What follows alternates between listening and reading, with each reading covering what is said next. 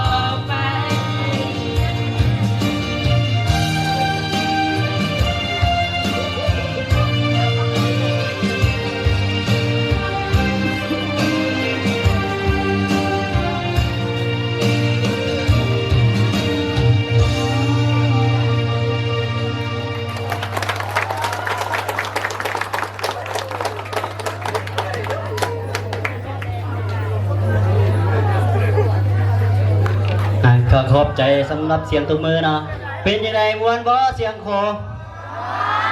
มวนลายเนาะเสียดายบ่มีไมค์ครบคนเนาะคันว่ามีไมค์ครบคนนี่ก็จะได้มวนกว่านี้เนาะ